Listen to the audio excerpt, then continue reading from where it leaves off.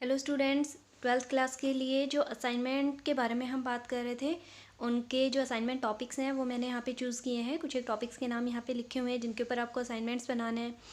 तो मैं आपको बताती हूँ किस तरीके से बनाने हैं, किसके लिए क्या टॉपिक रहेगा। रैंडमली आपको चूज़ नहीं करना है। जैसे जितने भी सेक्शन हैं उनके अंदर आपके जो रोल नंबर्स हैं वो अलॉट हो चुके हैं, आपको अपने रोल नंबर पता है, उसके अकॉर्डिंग ही हम यहाँ पे काम करने वाले हैं। तो मान लीजिए अगर किसी का रोल नंबर 1 है, चाहे किसी भी सेक्शन से हो, तो उनको असाइनमेंट बनाना है इलेक्ट्रोकेमिकल सेल के ऊपर। इसी तरीके से अगर किसी का रोल नंबर 2 है तो उसे इलेक्ट्रोलाइटिक सेल के ऊपर बनाना है। 3 को कॉलिगेटिव प्रॉपर्टी, एनी वन जो कॉलिगेटिव प्रॉपर्टी है वो आपकी काफ़ी सारी 4 कॉलिगेटिव प्रॉपर्टीज़ हैं, तो उनमें से कोई भी एक आप अपनी चॉइस की चूज़ कर सकते हैं।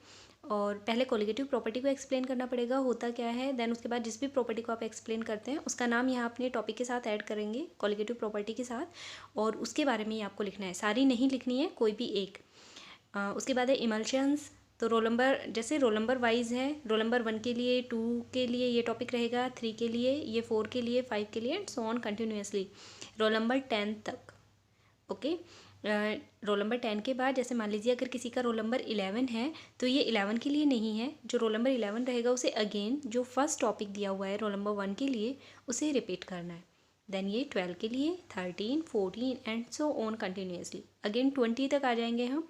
फिर अगर किसी का 21 है तो उसे दोबारा से ये वाला टॉपिक लेना पड़ेगा, एंड देन सो कंटिन्यूस रखें अपने काम को।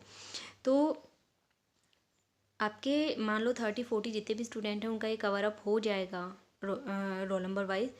इन केस अगर किसी बच्चे को इन टॉपिक्स में दिक्कत आती है तो आप मुझसे कांटेक्ट करके पूछ सकते हैं, जो भी आपको प्रॉब्लम है, या टॉपिक वगैरह चेंज करवाना है। अदरवाइज़ अगर कोई बच्चा इनमें से कोई टॉपिक ऐसा है जो नहीं करना चाह रहा है और चेंज करना चाहता है, तो 11 नंबर जो है ये ऑप्शनल डाला हुआ है मैंने, तो आपको जो नेम रिएक्शंस हैं उनके ऊपर बनाना पड़ेगा।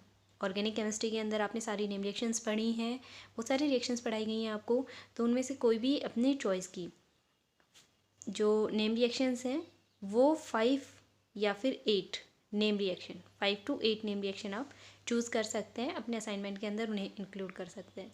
तो ये आपके ऊपर डिपेंड करेगा आपको क्या टॉपिक लेना है। अपने आपके जो रोल नंबर है उनके हिसाब से बताया गया है उस पर बनाना है या फिर इस पर बनाना है। तो अगर दिक्कत हो तो आप पूछ लेना, अदरवाइज़ यहाँ पे बता दिया गया है।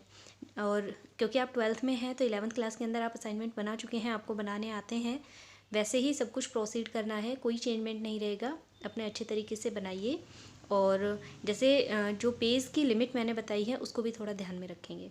और ऐसा नहीं है एक बुक उठाई या नोट्स वगैरह कुछ मिल गया वो उठाया और आपने उसी में से लिख दिया। अच्छे से बुक्स से रेफ़र करके डायग्राम वगैरह बनाते हुए बहुत सुंदर तरीके से बनाना है। डायग्राम जहाँ भी कंपल्सरी है, जहाँ भी नीडेड है, वहाँ पे डायग्राम ज़रूर इंक्लूड करें। और अच्छा, जितना अच्छा हो सके सुंदर सुंदर राइटिंग में उतने बढ़िया रिप्रेजेंटेशन दें, ताकि आपको मार्क्स में भी इम्प्रूवमेंट मिलेगी। और एक बात हो, जो भी टॉपिक आपको दिया गया है वो बहुत ही अच्छे तरीके से आपको टिप्स के ऊपर याद होना चाहिए। ऐसे ना हो कि जब आपसे क्वेश्चन पूछा जाए तो आप ऐसे ब्लैंक बैठ जाएँ कि पता नहीं क्या है क्या नहीं है।